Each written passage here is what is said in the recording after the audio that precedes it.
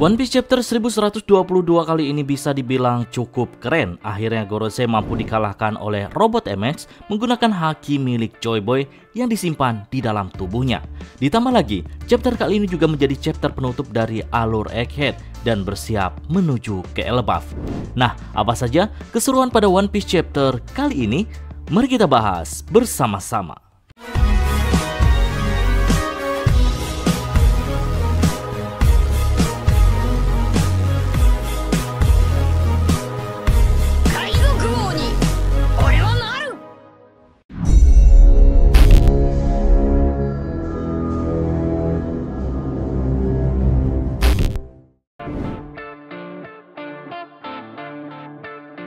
Di chapter kali ini resmi siaran Vegapunk berhenti setelah Denden Mushi yang menjadi sumber siaran Vegapunk keluar dari tubuh robot MX lalu meledak dan membuat Sisiput mati. Nah, setelah banyaknya informasi yang disampaikan oleh Vegapunk kepada semua orang dalam siarannya, tentu saat ini orang-orang terlihat tidak baik-baik saja karena kedamaian yang selama ini mereka rasakan akan segera berubah menjadi bencana yang mencakup semua penjuru negeri. Hal ini ditandai dengan adanya gempa besar dan tsunami di berbagai wilayah, efek dari dimusnahkannya Pulau Lulusia menggunakan senjata kuno Uranus dengan mengambil sedikit energi dari Mother Flame. Belum tahu untuk kedepannya pulau apa yang akan menjadi sasaran Im Sama untuk dihancurkan. Uniknya yang terlihat panik atas siaran Vegapunk hanya penduduk biasa dan juga para angkatan laut. Sedangkan para bajak laut malah terlihat begitu girang dan bersemangat. Bahkan mereka yang ada di penjara Impel Down pun juga terlihat sangat semangat atas kekacauan yang terjadi saat ini. Karena anggapan mereka bahwa hal ini akan sangat menguntungkan karena akan banyak harta yang akan mereka dapatkan. Padahal mereka belum tahu bahwa dampak dari kekacauan ini juga membahayakan mereka semua.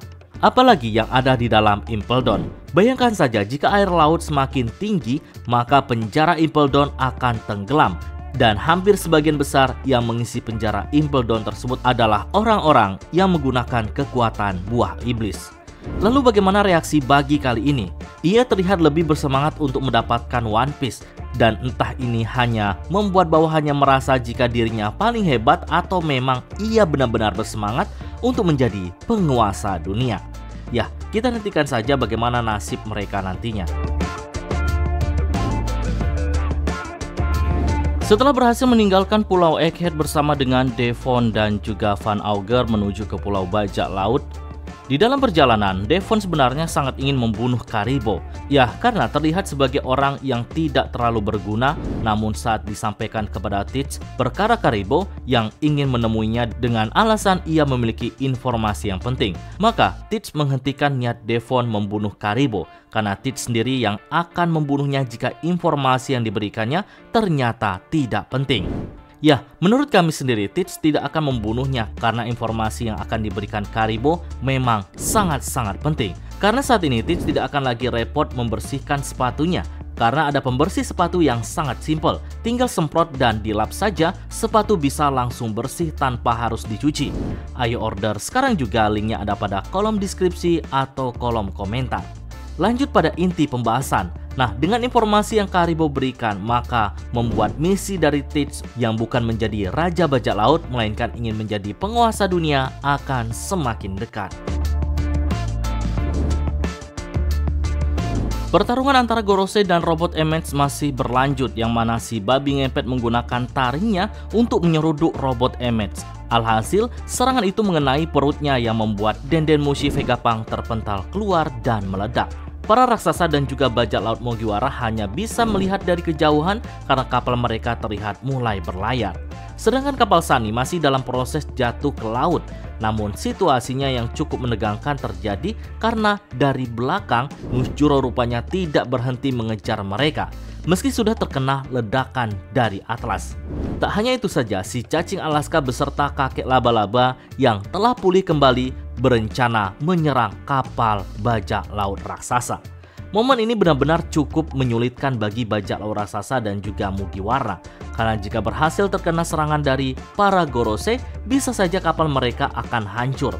Oleh karena itu, si robot MX akhirnya menggunakan serangan pamungkas yang beberapa chapter lalu Kita sudah dibuat penasaran oleh hal ini, dan ternyata serangan pamungkas itu adalah sebuah haki yang sangat kuat yang tersimpan di dalam tubuh robot itu.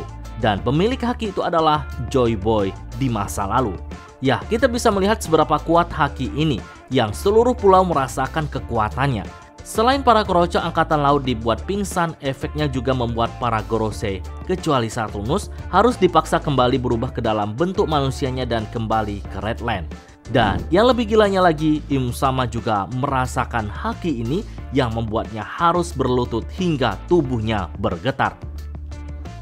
Di sini Im Sama juga mengatakan sebuah kata, yaitu Joy Boy, yang mengindikasikan jika memang ada sebuah trauma mendalam di masa lalu, lebih tepatnya di 900 tahun yang lalu, yang kemungkinan sebelumnya mereka pernah berhadapan langsung, atau bahkan Im Sama nyaris kalah saat bertarung melawan Joy Boy.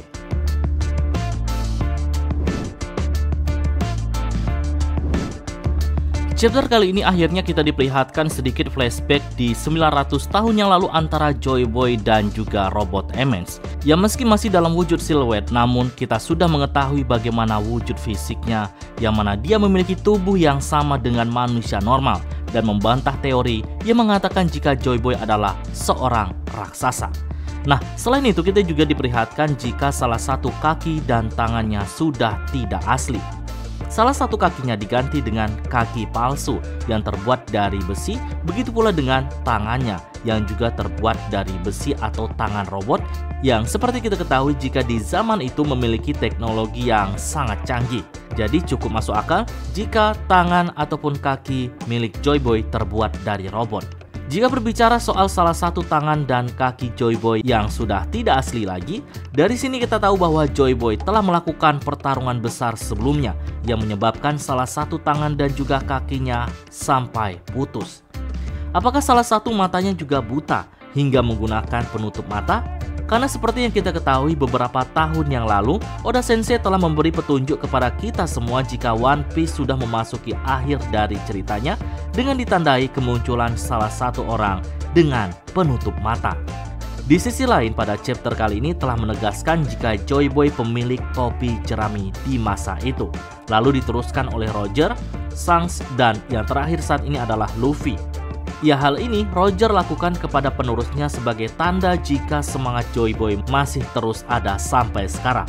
Im Sama juga telah menyimpan topi jerami yang sepertinya ia juga masih mengenang bagaimana Joy Boy dulu. Nah, bagaimana?